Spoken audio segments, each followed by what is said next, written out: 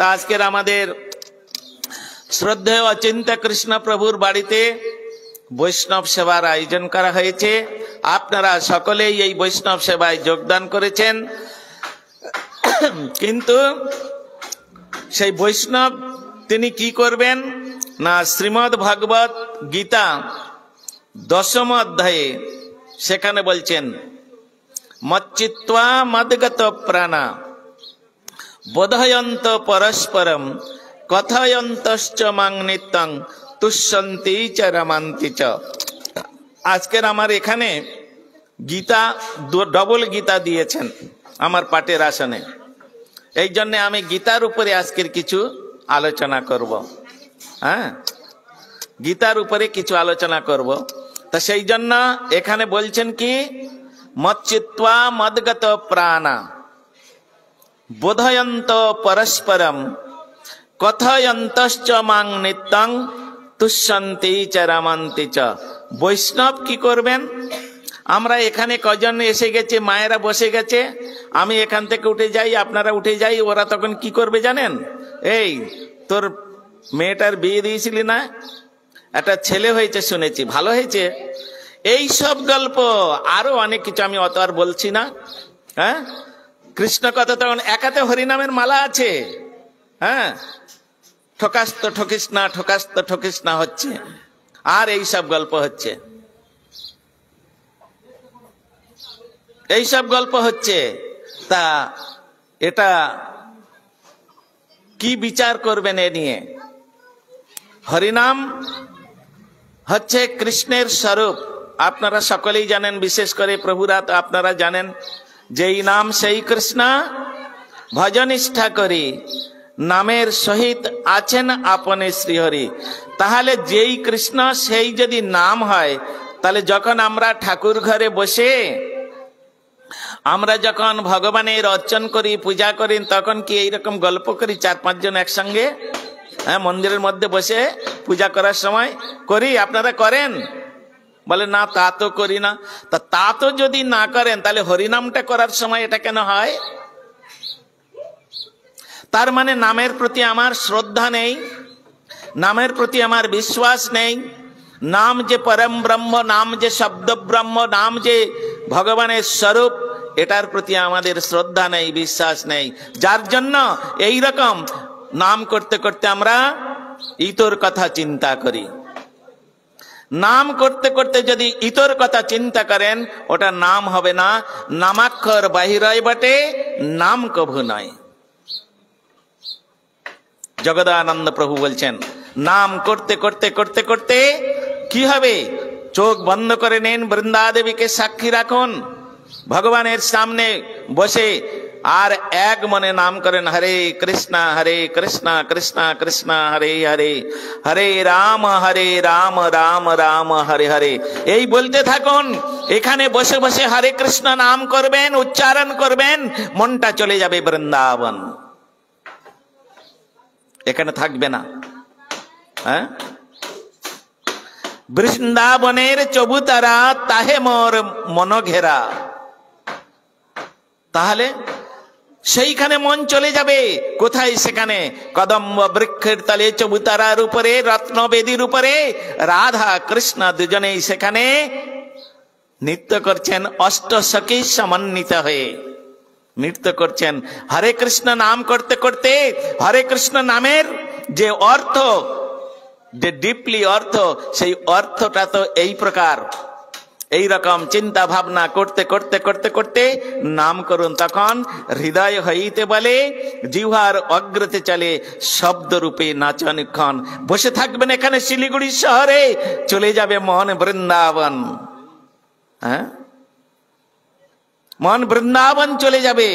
তখন হবে নাম, তখন হবে নাম, আর নামের যে স্বরূপ, সেই যে পরব্রহ্ম ভগবান, যেই নাম সেই কৃষ্ণ, তখন সেটা উপলব্ধি হবে। তা না হলে কোটি জন্ম করে যদি শ্রবণ কীর্তন, তথাপি না বিলে ব্রজে রে ব্রজেন্দ্র নন্দন।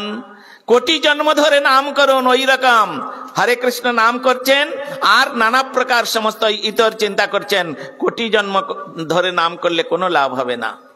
সদা নাম অপরাধ কবু নামাভাস। এসব জানিবে ভাই কৃষ্ণ ভক্তির বাদ।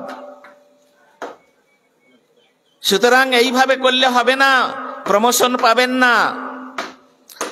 বলে মহারাজ আপনি, আমি ওই একই রাস্তায় আছি, আপনাদের পিছনে ধাই তব পাচ্ছে পাচ্ছে। হে বৈষ্ণব ঠাকুর, আপনারা ভজন করেন জানি, কিন্তু আমার আত্মার শোধনের জন্য আমি নিজে আপনাদের সামনে এই বাক্যগুলো, আমার এইরকম হয়তো আপনাদের হয় না, আপনারা তো পরম বৈষ্ণব, আপনাদের ওরকম হয় না, আমার হয় বলে আমি সেটাকে যাতে করে ওটা শোধন হয়, ওটাকে নির্মোচন হয়, তার জন্য আপনাদের কাছে প্রার্থনা করছি। হে বৈষ্ণব ঠাকুর, আপনারা আমার প্রতি প্রসন্ন হন। হে গুরু বৈষ্ণবগণ, হে নাম প্রভু আমার প্রতি কৃপা করুন। আমি যেন ওই প্রকার জগদানন্দের পথ নির্দেশ, তিনি যেভাবে নির্দেশ করেছে, নাম ভজন প্রণালী আছে দেখবেন, সেই নাম ভজন প্রণালী অনুসারে আমি নাম করার চেষ্টা করব। যদি কোনোদিন নাম প্রভুর কৃপা হয়, কোনো দিন যদি বৈষ্ণবগণের করুণা হয়, সেই করুণায় আমি নাম করতে পারবো। মধুর মধুর মেত মঙ্গল মঙ্গলানাম সকল নিগম বল্লী সৎফলম চিৎ স্বরূপম সক্রেদপি পরিগৃতং শ্রদ্ধয়া হেলয়বা ভৃগুবর নরমাত্রং তারয়িত কৃষ্ণ নাম। কৃষ্ণ নাম কি? তারক এবং পারক। কৃষ্ণ নামের ক্ষমতা আছে আপনাকে এই সংসার রূপ বৃষ্ঠার গর্ত থেকে উদ্ধার করে ভগবানের চরণ কমল রূপ আলোকে পৌঁছে দিতে পারেন। নামের ক্ষমতা আছে। নাম চিন্তামণি কৃষ্ণ চৈতন্য রস বিগ্রহ পূর্ণ শুদ্ধ নিত্য মুক্ত অভিন্ন ত্বৎ নাম নামিনা। নাম সাধারণ জিনিস নয়, কারণ কলিকালে আমাদের জন্য ভগবান স্বয়ং তিনি শব্দ ব্রহ্মরূপে এই জগতে প্রকাশিত হয়েছেন। হ্যাঁ, এই জন্য আপনি যদি একদিন ঠাকুরের অর্চন না করেন, কোনো অপরাধ হবে না বাবা। হ্যাঁ, যদি একদিন অসুস্থতার কারণে যদি আপনি অর্চন ঠাকুরের না করতে পারেন, তো অপরাধ হবে না। কিন্তু অসুস্থ হন আর সুস্থ হন, যদি একদিন নাম না করেন তাহলে অপরাধ হয়ে যাবে। কেন? গৃহস্থ বৈরাগীরে কহে গোরা রায়, যেন নাম বিনা দিন নাহি যায়। তাই নাই? পড়েছেন তো আপনারা এগুলো নাকি? গৃহস্থ বৈরাগীরে একদিন কোথায় চলে যাচ্ছে, হরিনামের মালা কোথায় পড়ে আছে কোনো খোঁজ নাই। কোথায় হরিনামের মালা পড়ে আছে জানি না। এরকম করলে তো চলবে না। আবার যদিও একটু হরিনামের মালাটা ধরলাম, তখন নিদ্রা দেবী এসে ভর করলো, ব্যাস ঢুলতে ঢুলতে। আর তা না হলে কত রকম চিন্তা, কত কথা, হ্যাঁ, শেষ নাই। যেমন সারাদিন বকর বকর বকর বকর করছি, গুরু প্রদত্ত মন্ত্র জপ করছি, আর গুরু প্রদত্ত মন্ত্র জপ করতে আন্নি করতে বসেছি, হয় ঢুলছি এরকম করে, আর তা না হলে হাওড়া দিল্লি বম্বে মন ঘুরে বেড়াচ্ছে। হ্যাঁ, খুব মজা লাগছে তাই না? হাওড়া দিল্লি বম্বে মন ঘুরছে। ওই জন্যে বলছে মন বড় চঞ্চল হ্যায়, कैसे तेरा भजन करूं प्रभु, मन बड़ो चंचल है। कैसे चंचल? चंचल ही मन कृष्ण प्रमादी बलवद्दृढं तस्वहं निग्रहं मन्ये बायरे बसुदुष्करम। अर्जुन বলছেন, প্রভু আরে আপনি তো বলেই খালাস, অর্জুন আমার ভজন করো, আমার নাম করো, তোমার মনটা আমাকে দাও। হ্যাঁ, মন মনা ভাব মদ ভক্ত খুব তো বলে দিলে।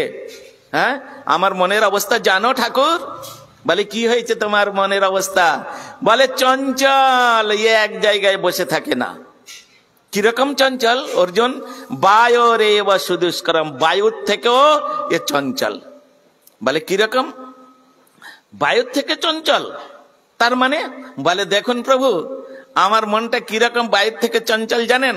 একটা কাঁচের জারের মধ্যে কিছু বায়ু ভরে রাখা যায়, আটকে রাখা যায়, কিন্তু মনকে আটকে রাখা যাবে না। হ্যাঁ, মনকে আটকে রাখা যাবে না। ওই কাঁচের ঘরের মধ্যে থেকে মন চলে যাবে, আপনি বসে থাকবেন মন চলে যাবে। যেমন শিলিগুড়ি শহরে বসে যদি হরিনাম করেন, সেই রকম চোখ বন্ধ করে বৃন্দা দেবীর সামনে, আর সেই রকম তন্ময় চিত্তে মন চলে যাচ্ছে বৃন্দাবন। হ্যাঁ, ওই রকম চলে যাবে একদম মন। মনকে আটকে রাখা যাবে না। বায়োরেব সুদুষ্করম তৎসহং নিগ্রহং মন্যে বায়োরেব সুদুষ্করম, একেবারে চলে যাবে। কি করে তোমার ভজন করব প্রভু?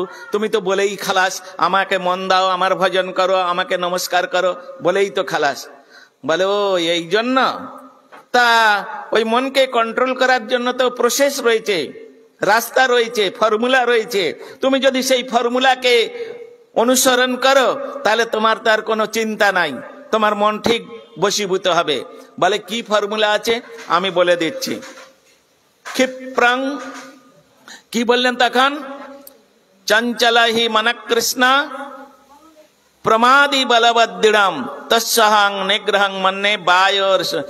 তখন তিনি বললেন তুমি চিন্তা করো না, দেখো এই মনকে কন্ট্রোল করার জন্য দুটো রাস্তা অবলম্বন করতে হবে।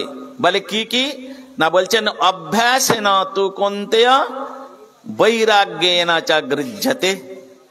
তোমাকে দুটো রাস্তা অবলম্বন করতে হবে। এই দুটো রাস্তার দ্বারাই তোমার ওই চঞ্চল মনটা অটোমেটিক কন্ট্রোল হয়ে যাবে। বলে কি সেটা? প্রথমেই বললেন অভ্যাস যোগ। অভ্যাস জায়তে সিদ্ধি। হ্যাঁ, আছে না? অভ্যাস জায়তে সিদ্ধি। আমরা একবার চেষ্টা করলাম, মন লাগলো না, রে বাবু তো আমার ভাল লাগে না, ব্যাস। যখন আপনি স্কুল কলেজে পড়বেন, যখন একটাই অঙ্ক কষতে পারছেন না, একবার চেষ্টা করলেন, তারপরে পারলেন না, ওটা কি বাদ দিয়ে দেবেন?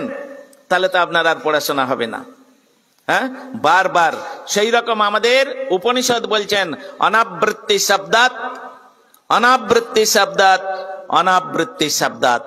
শব্দ ব্রহ্মের অনুসরণ করো, শব্দ ব্রহ্মের অনুসরণ করো। অনাবৃত্তি, বারবার তুমি আবৃত্তি করো, তাহলে তুমি একদিন না একদিন চৈতন্য চরিতামৃতের মধ্যে, উপনিষদে যেতে হবে না, চৈতন্য চরিতামৃতের মধ্যে বললেন শ্রিয়তাং শ্রিয়তাং নিত্যং গীয়তাং গীয়তাং মুদা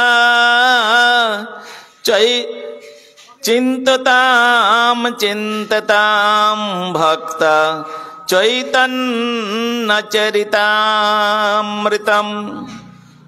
আছে না? শ্রিয়তাং শ্রিয়তাং নিত্যং। তুমি শ্রবণ করো। নিত্য মানে আজকের শুনলাম, কালকের শুনলাম, নিত্য শুনলাম, এটা নয়। এখনই শুনছি, এরপরে শুনবো, তারপরে শুনবো, তারপরে নিরন্তর যোগ রাখতে হবে। শ্রেয়তাং শ্রেয়তাং নিত্যং গীয়তাং গীয়তাং মুদা। যেটা শুনেছ ওটাই তুমি অন্যকে শোনাও, সেটাকে বলা হয় গান করা। আমি শুনলাম না, গান করতে শুরু করলাম, এগুলো সব ইঁচড়ে পাকা। শুনতে হবে, তারপরে গান করতে হবে। শ্রবণং মঙ্গলম। তোমার শ্রবণ করলে না, তুমি কীর্তনের অধিকারী কি করে হবে? এই জন্য আগে গুরু বৈষ্ণবের কাছ থেকে শোনো, তারপরে তুমি কীর্তনের অধিকারী হবে। গৌড়ীয় বৈষ্ণব জগতে শ্রীল প্রভুপাদ ভক্তি সিদ্ধান্ত সরস্বতী গোস্বামীর সম্বন্ধে অস্মদীয় অভিন্ন পরম গুরুদেব শ্রীল ভক্তি রক্ষক শ্রীধর গোস্বামী মহারাজ, তিনি একটা কীর্তন লিখছেন তার সম্বন্ধে। তোমার মহিমা গাই হেন সাধ মোর নাই, কৃপা করি দেহা যদি শক্তি। জয় রে জয় রে জয় परमहंस महाशय श्री भक्ति सिद्धांत सरस्वती। আছে কীর্তনটা পড়েছেন কোনদিন? হ্যাঁ, তা সুতরাং এত সুন্দর বিচার আমাদের গুরুবর্গগণের, ওটাই একটু যদি আমরা মেনে চলি, ফলো করি, তাহলে আমাদের জীবনটা সুন্দর থেকে সুন্দরতম হয়ে যাবে। আমরা ওগুলো ফলো করি না, আমরা ওগুলো মানতে নারাজ। কেন? আমি তো সর্বে সর্বা হয়ে গেছি, ওদের আর অনুসরণ করার দরকার কি? এইরকম ভাবটা যদি আমার মধ্যে থাকে, আমি প্রমোশন পাবো কি করে বলুন? আমি প্রমোশন পাবো কি করে? স্বয়ং মহাপ্রভু বলছেন, কি বলছেন? শিক্ষাষ্টকের 2য় শ্লোক আপনাদের জানা আছে নিশ্চয়ই, যাহারা এখানে উপস্থিত আছেন। শিক্ষাষ্টকের 2য় শ্লোক কি বলছেন?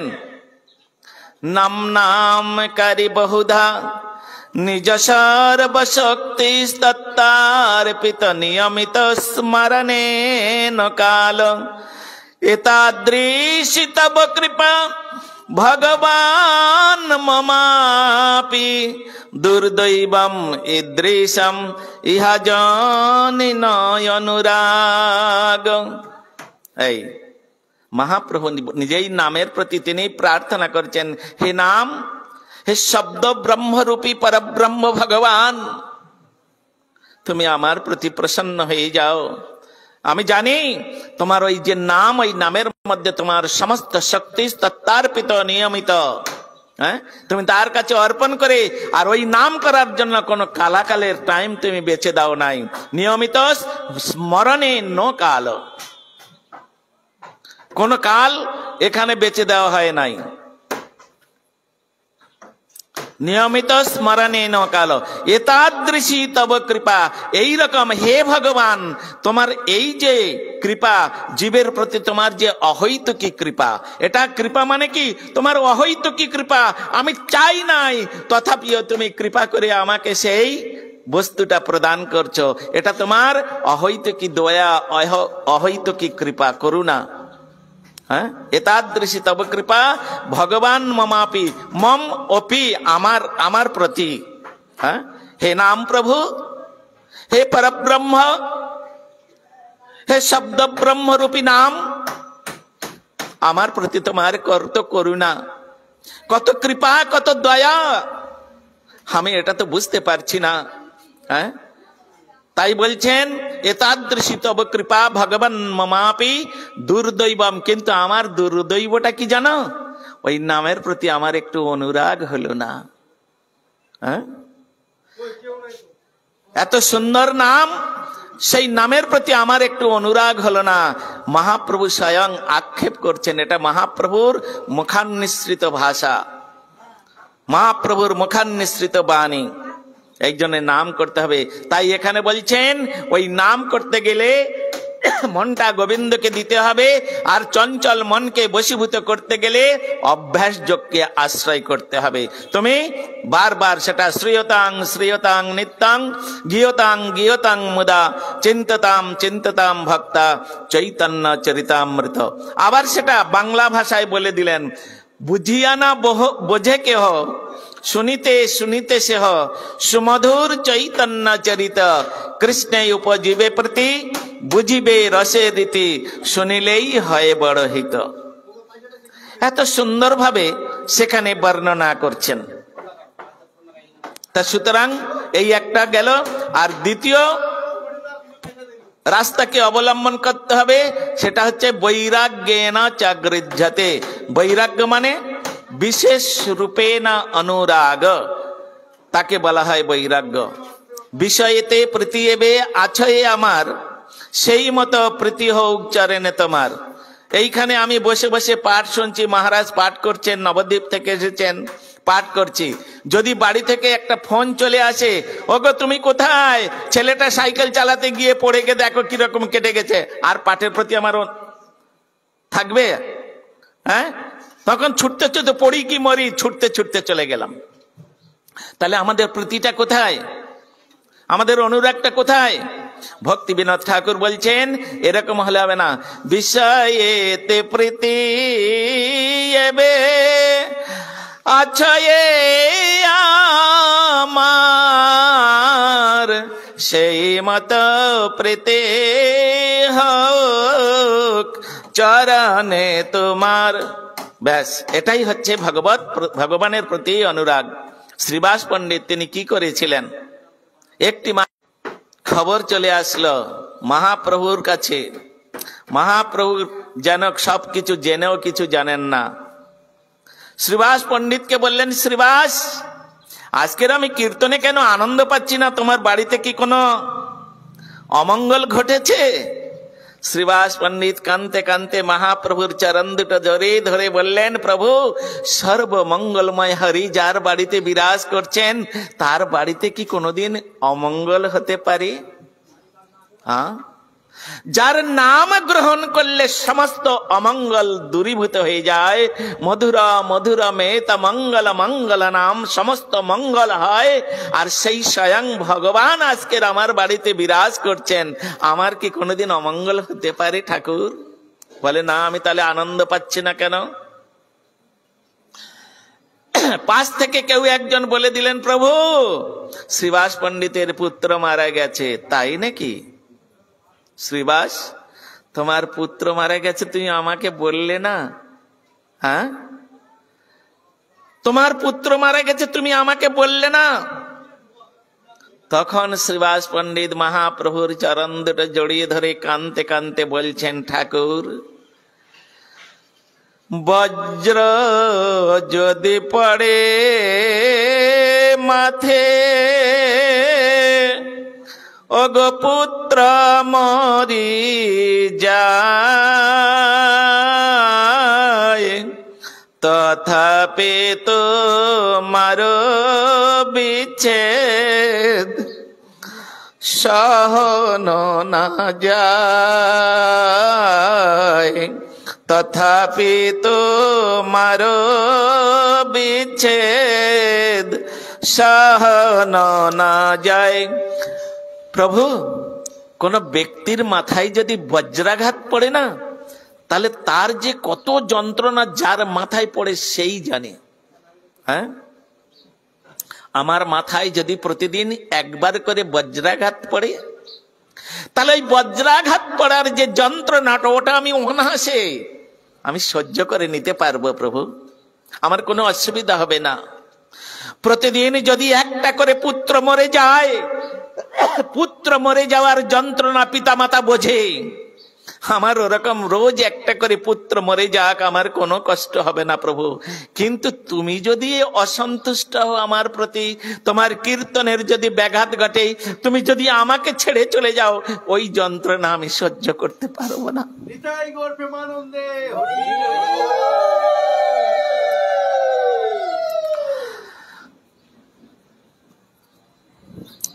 ওই যন্ত্রণা আমি সহ্য করতে পারবো না প্রভু।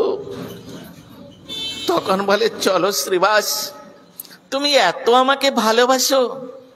তখন মহাপ্রভু মনে মনে চিন্তা করেছিলেন আর মনে মনে বলেছিলেন, শ্রীবাস, আমার যে পরবর্তী লীলা সন্ন্যাস আশ্রম, আমি যে নবদ্বীপ ছেড়ে চলে যাব শ্রীবাস, কিন্তু এখন থেকে আমার চিন্তা হচ্ছে, যারা পুত্র শোক ভুলে যায়, আমাকে পেয়ে যারা পুত্র শোক ভুলে যায়, সেই তাদেরকে ছেড়ে আমি কিভাবে সন্ন্যাস গ্রহণ করব?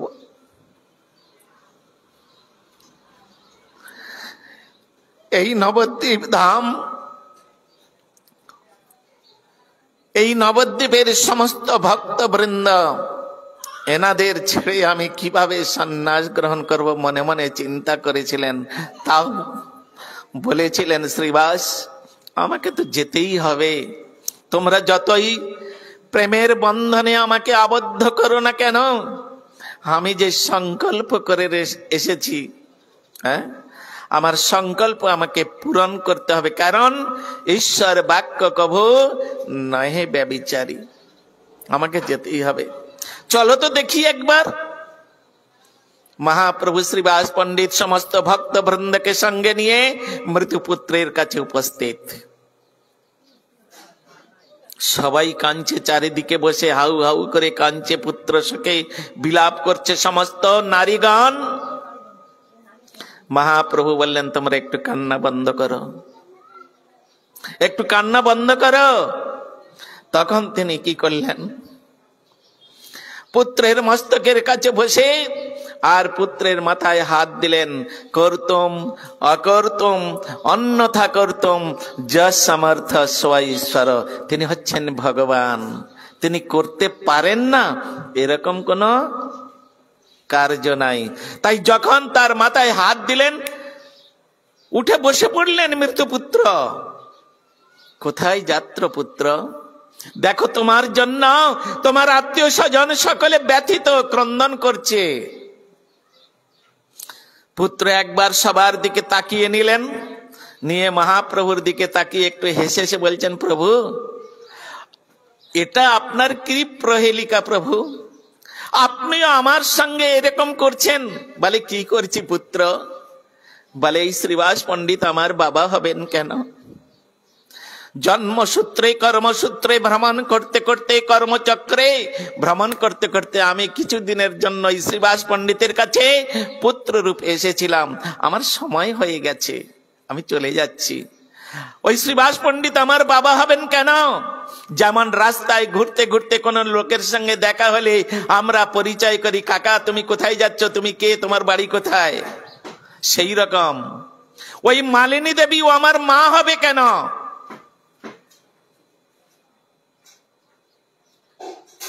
পরন্তু আমার আজকের আনন্দ হচ্ছে প্রভু। বলে কেন? বলে অন্যান্য সময় যখন মৃত্যু হয় তখন বড় কষ্ট পাই, এখন আর বিন্দুমাত্র কষ্ট হচ্ছে না। বলে কেন? আপনার দর্শন, আপনার মুখে আপনার কথা শ্রবণ আর এত বৈষ্ণবের দর্শন করতে করতে করতে করতে আমি গোলক বৃন্দাবনে চলে যাব। আমার কর্মফল শেষ, আমার করণীয় যা কিছু ছিল সব শেষ। বলে পুত্র যেমন ছিল তেমন হয়ে গেল, মৃত্যু শয্যায় শুয়ে পড়লেন। শ্রীবাস পণ্ডিত বললেন, বাবা, পুত্রটা বললো আমি ওর বাবা নয়। হ্যাঁ, তাহলে ও আমার পুত্র হবে কেন? আমি ওকে পুত্র বলে কেন শোক করব? মালিনী দেবী অত স্নেহময়ী মা, তিনি 2-1 বছর তো নয়, এক এক করতে করতে 16 বছরের পুত্র, 16 বছর তাকে লালন পালন করেছেন। 16 বছর যার কোলের উপরে বসে খেলাধুলা করেছে, মা মা বলে ডেকেছে, সেই পুত্র আজকের বলছেন ওই মালিনী দেবী আমার মা হবেন কেন? যখন মৃত্যুশয্যায় আবার ঢলে পড়লেন সেই পুত্র, মালিনী দেবী কান্না বন্ধ করে দিলেন। না না, আমি কার জন্য কাঁদব? কেন? এই হচ্ছে ভগবত দর্শনের প্রভাব।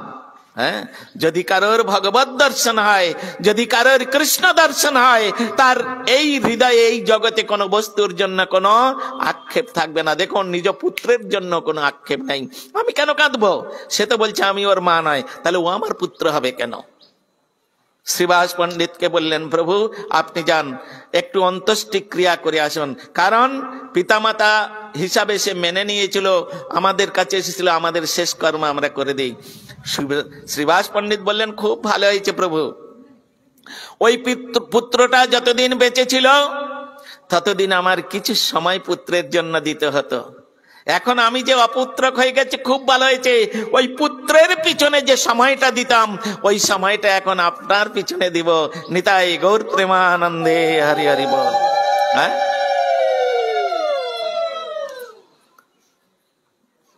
ওই সময়টা এখন আমি আপনার পিছনে দিয়ে দেব। তখন শ্রীবাস পণ্ডিত মহাপ্রভুর আদেশ নিয়ে পুত্রের গঙ্গাতে নিয়ে অন্ত্যেষ্টি ক্রিয়া করে দিয়েছে। তিনি ভজন করতে লাগলেন। ভজন করতে করতে তিনি যাওয়ার সময় তখন একসঙ্গে মালিনী দেবী, শ্রীবাস পণ্ডিত, তারা এই দেহ এই দিকে ত্যাগ করে আর চিন্ময় দেহে একদম বৈকুণ্ঠে চলে গেলেন। এইরকম সুন্দর ভাবে সেখানে বিচার দেখিয়েছেন। এই জন্য ভক্তিবিনোদ ঠাকুর বলছেন, বিষয়েতে প্রীতি এবে আছে আমার, সেই মতো প্রীতি হোক চরণে তোমার। আসক্তি রাখতে হবে কোথায়? সম্বন্ধ সহিত আসক্তি রহিত, বিষয় সমূহ সকলে মাধব, কামেনের কাম নাহে তব ধাম, তাহার মালিক কেবল যাদব। কেউ যদি গোবিন্দের সেবা করে, কেউ যদি জগন্নাথের সেবা করে, তাকে তো স্নেহ প্রীতি ভালোবাসা দিতেই হবে। তুমি আমার প্রভুর সেবা করছো, তুমি আমার প্রভুর ভজন করছো, তো তুমি তো আমার প্রিয়। হ্যাঁ, রামী চণ্ডীদাসের কথা আপনারা শুনেছেন। রামী চণ্ডীদাস, চণ্ডীদাস রামীকে বলছেন, কেন তার গ্রামের সমস্ত পাড়াপড়শিগণ খুব কষ্ট দিচ্ছে, খুব জ্বালাচ্ছে, যন্ত্রণা দিচ্ছে, গ্রামে থাকতে দিচ্ছে না, বাড়ি ঘর পুড়িয়ে দিচ্ছে, নানা রকম অত্যাচার করছে। তখন চণ্ডীদাস বলছে রামীকে, মোরা প্রীতি নাগরে চলিয়া যাইব, প্রীতে বাঁধিব ঘর। রামী শোনো, মোরা প্রীতি নাগরে চলিয়া যাইব, প্রীতে বাঁধিব ঘর। প্রীতি দেখিয়া পড়শি করিব, কেহ না রহিবে পর। রামে মোরা প্রীতি নাগরে। এখানে প্রীতি শব্দের অর্থ হচ্ছে প্রীতি। হ্যাঁ, প্রীতি শব্দের অর্থ হচ্ছে প্রীতি। এদের প্রতি আমাদের কোনো প্রীতি নাই, এরা আমাদের প্রতি কোনো প্রীতি নাই, এই জন্য আমাদের মধ্যে এত অত্যাচার করছে। চলো আমরা এখান থেকে চলে যাব। কোথায় যাবে? মোরা প্রীতি নগরে চলিয়া যাইব, প্রীতে বাঁধিব ঘর। হ্যাঁ, যেখানে প্রীতির নগর আছে, যেখানে প্রেম প্রীতি ভালোবাসা আছে, সেইখানে আমরা চলে যাব। আর প্রীতে বাঁধিব ঘর, প্রীতির সহিত আমরা ঘর বাঁধব। প্রীতি দেখিয়া পড়োশি করব, যার মধ্যে প্রীতি আছে তার সঙ্গে আমি পড়োশি মানে বন্ধুত্ব, বন্ধুত্ব করব, কেহ না রহিবে পর।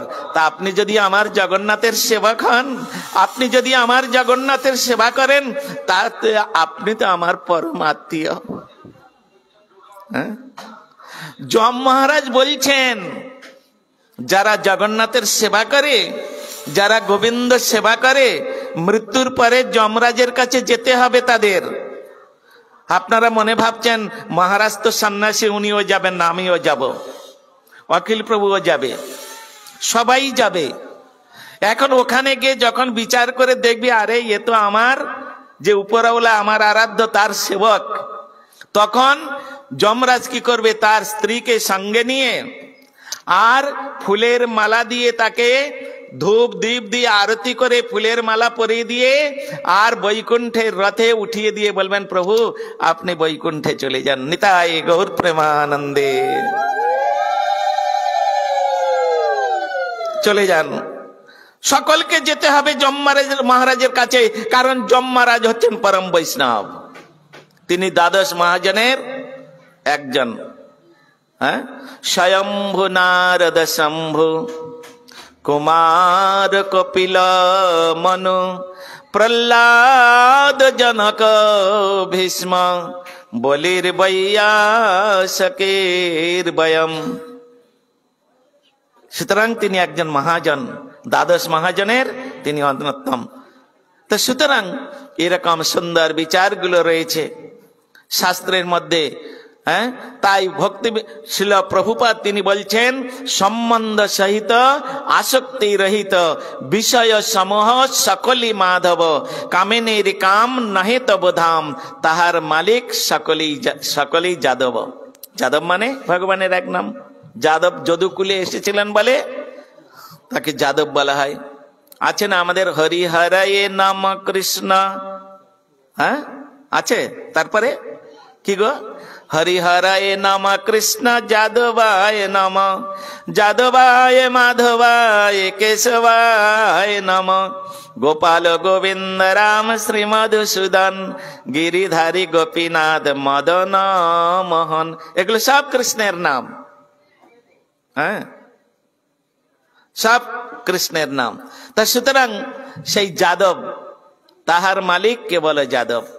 শ্রীল প্রভুপাদ বলছেন এ কথা, দুষ্ট মন তুমি কিসের বৈষ্ণব। আপনারা পড়বেন, আলোচনা করবেন, সুন্দর কথা। তা আজকের আমাদের শ্রদ্ধেয়